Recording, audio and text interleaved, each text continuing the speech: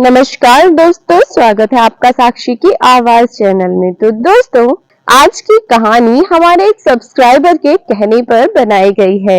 यह कहानी बाकी कहानियों से थोड़ी अलग है। उनका कहना है कि हम सास ससुर से हटकर भी कोई रचना सुनना चाहते हैं। तो लीजिए, हाजिर है आज की ये कहानी।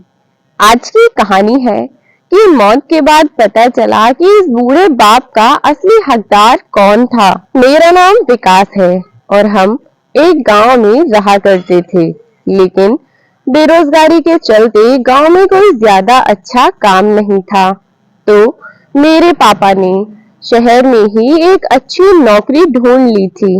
अब वे शहर में ही नौकरी करने लगे थे। थोड़े समय तक तो वह अकेले ही शहर में गुजर बसर करते रहे, पर जब उन्हें लगा कि अब उन्हें अपने परिवार को भी साथ ले आना चाहिए, तो उसके बाद मेरे पापा हम सबको, मुझे, मेरी माँ और मेरी बहन को भी अपने साथ शहर ले आए। और तब से मैं और मेरा परिवार, हम लोग शहर में रहा करते हैं। गांव में हमारे दादा दादी का पुश्तैनी मकान है और आसपास के जो पड़ोसी थे उनसे भी बिल्कुल पारिवारिक रिश्ते बने हुए थे। वह तो मजबूरी के चलते शहर जाना पड़ा था, वरना गांव की जिंदगी भी बहुत अच्छी होती है। या कहूँ कि मैं अपनी बचपन से ही शहर में रहा हूँ, इसलिए मुझे गांव की बहुत याद आती है और इसीलिए हम लोग गांव आते जाते रहते हैं। शहर में आने के बाद ऐसा नहीं हुआ कि हम लोग पूरी तरह से गांव को भूल गए थे। थोड़े थोड़े समय पर, जैसे होली, दिवाली या किसी शादी फंक्शन में गांव आना जाना होता रहता था और गांव से हमारे अपने जानने पहचानने वाले भी हमारे यहाँ आते जाते रहते थे। अभी कुछ समय पहले ही मेरा अपने गांव जाना हुआ। हमारे गांव में हमारे पड़ोस में ही एक बुजुर्ग आदमी रहा करते थे। जब हम गांव पहुंचे तो पता चला कि एक बुजुर्ग आदमी की मौत हो गई है और जब जाकर देखा तो पता चला कि ये वही बुजुर्ग आदमी है जिनका बिल्कुल हमारे घर के बराबर में घर था। हम लोग बेशक शहर में रहा करते थे, लेकिन फिर भी गांव के बारे में बहुत सी चीजें पता हुआ करती थीं, क्योंकि गांव आना जाना तो लगा ही रहता था। ऐसी ही कुछ बातों में से एक थी हमारे पड़ोस वाले अंकल की। हम जब भी आते जाते किसी तीज त्योहार पर, तो अंकल के व्यवहार से यह साफ पता चल ही जाता था कि वह अपनी बेटी से ज्यादा अपने बेटों को प्यार करते हैं। फिर भी हम लोगों ने कभी इतना ध्यान नहीं दिया और उस पर भी आस पड़ोस के लोगों से सुनने के लिए मिल ही जाया करता था कि अंकल जी अपनी बेटी से ज्यादा बेटों से प्यार करते हैं। वैसे भी लोग बाग लड़कियों को कहाँ कुछ समझते हैं। ये तो केवल गांव की ही नहीं, शहर की भी बात है कि लोगों की पहली चाहत बेटा ही होता है। खैर, अब अंकल जी को उसके बेटों, सगे संबंधी और गांव वालों ने मिलकर उनकी अंतिम यात्रा की तैयारी की।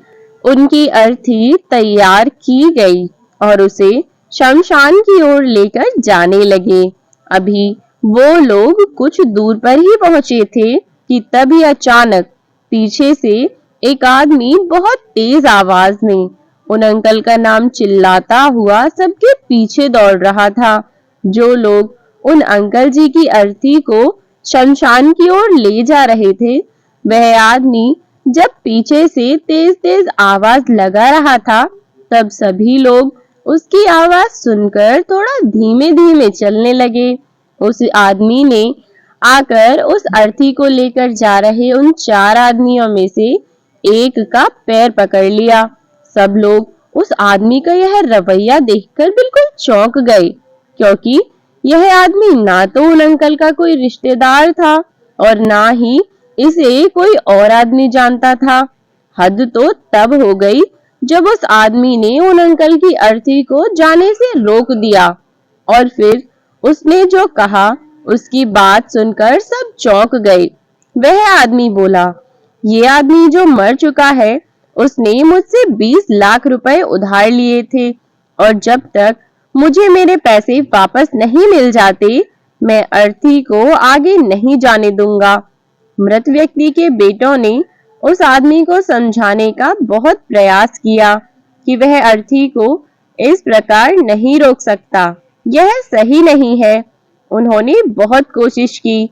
मृत व्यक्ति के बेटों ने उस आदमी से कहा कि पिताजी ने कभी इस कर्जे के बारे में हमसे जिक्र नहीं किया, इसलिए हम तो यह कर्जा नहीं देने वाले।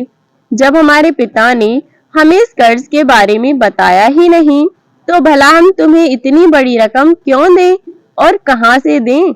हमारे पास कोई पैसे वैसे नहीं है, तुम हटो हमारे रास्ते से, हमें और भी बहुत से काम हैं। पर उस आदमी ने रास्ता छोड़ने से इनकार कर दिया और वह वहीं रास्ता रोक कर खड़ा रहा। लेकिन इतने पर भी बेटे कुछ नहीं बोले। अब वे चुपचाप खड़े रहे और उन्होंने साफ मना कर दिया। तो उस मृत व्यक्ति के भाइयों ने भी कहा कि जब बेटे ही मना कर रहे हैं तो हम भी इस कर्जे की जिम्मेवारी नहीं लेने वाले। उस शमशान यात्रा में शामिल कोई भी आदमी पैसे देने के लिए राजी नहीं हुआ। दूसरे गांव से आए उस आदमी ने अर्थी को आगे भी नहीं जाने दिया जब तक इस घटना की खबर घर की महिलाओं तक ना पहुंच गई। मरे हुए आदमी की एक बेटी थी। जब उस तक यह खबर पहुंची तो उसने एक पल भी ना सोचते हुए अपने सारे जेवरात और कीमती वस्तुएं एक थैले में भरी और उन्हें लेकर वह वहां पर पहुंच गई और हाथ जोड़कर रोती हुई बोली। वह उस आदमी को वह सारी चीजें देने लगी और आदमी को सारी चीजें देते हुए बोली, आप इन चीजों को बेचकर अपने पैसे ले लीजिएगा, अगर कुछ कम पड़ेंगे तो वह भी मैं आपको धीरे धीरे लौटा दूंगी, लेकिन मेरे पिताजी की यात्रा को मत रोकिए। अपनी बहन और भतीजी की इन बातों को सुनकर मृत व्यक्ति के बेटा और भाइयों को तो जैसे सांप सूंघ गया।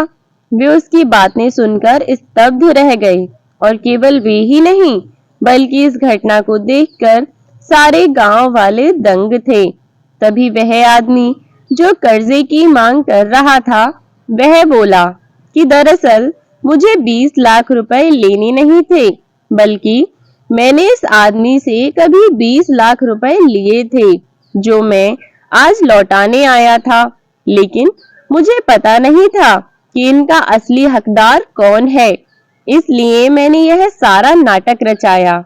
अब मैं जान चुका हूँ कि मरे हुए आदमी का सच्चा हितैषी न उसके बेटे हैं न उसका भाई, बल्कि उसकी यह बेटी है, इसलिए यह सारे पैसे मैं उसके हवाले करता हूँ और अपने कर्जे से मुक्त होता हूँ। थोड़ी ही देर में जो घटना घटित हो चुकी थी उससे बेटों के, भाइयों के और बाकी रिश्तेदारों के सर शर्म से झुक गए। इसलिए हमेशा दुआ करना कि हर किसी को एक बेटी जरूर हो, क्योंकि बाकी सब तो माता पिता की दौलत को अपना समझते हैं, लेकिन बेटियां माँ बाप को ही अपनी दौलत समझती हैं। दोस्तों, इस कहानी का उद्देश्य बेटों को बुरा और बेटियों को अच्छा साबित करने का बिल्कुल नहीं है, लेकिन हाँ, इस कहानी से आप यह सीख जरूर ले सकते हैं कि जरूरी नहीं जिसे आप अपना असली वारिस मानकर आज उनके ऊपर सब कुछ न्यौछावर कर रहे हैं वह वास्तव में आपका वारिस है या नहीं। असली हकदार ऐसे होते हैं जैसी इस कहानी में यह बेटी थी जिसने अपने पिता के कर्ज को मुक्त करने के लिए, अपने पिता की अर्थी को शमशान तक पहुंचाने के लिए अपने जेवर या बची कुची रकम की परवाह नहीं की। तो दोस्तों, यह थी आज की कहानी जो कि बाकी कहानियों से थोड़ी अलग थी। यह कहानी आपको कैसी लगी कमेंट बॉक्स में जरूर बताएं। वीडियो को लाइक और शेयर करना ना भूलें। चैनल को सब्सक्राइब जरूर कर दें यदि आप नए हैं इस चैनल पर। आज के लिए बस इतना ही। मिलती हूँ आपसे नई कहानी में। तब तक के लिए बाय बाय मेरे प्यारे दोस्तों। अपना ख्याल रखें।